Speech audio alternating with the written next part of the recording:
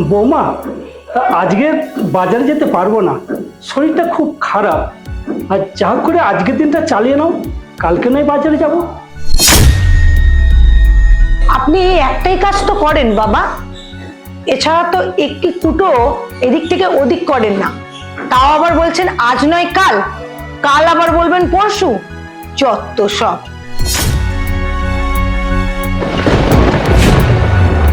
মিলি, তুমি এটা কি বলছো? এটা তো ভালো করে বলা যায়, আর তুমি বাবার সাথে এইভাবে দুর্ব্যবহার করছো। বাবা বলছে শরীরটা ভালো নেই, আর তারপরেও তুমি। মিলি, শরীর আমারও খারাপ হয়, তোমারও খারাপ হয়। শরীর খারাপ হলে আমিও রেস্ট নিই, তুমিও রেস্ট নাও। কেন, তোমার শরীর খারাপ হলে তুমি বলো না যে আমার আজ রান্না করতে ভালো লাগছে না? আর তখন বাবা কি বলেন, বৌমা রেস্ট নাও। বাবু, ও ওইসব ছাড় না। বৌমা ওই রকম একটু বলে, আমি ওইসব কিছু মনে করি না।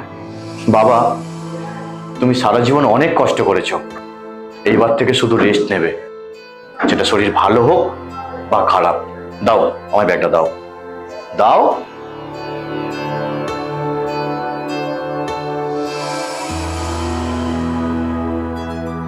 বাবা, আপনি আমাকে ক্ষমা করে দেবেন।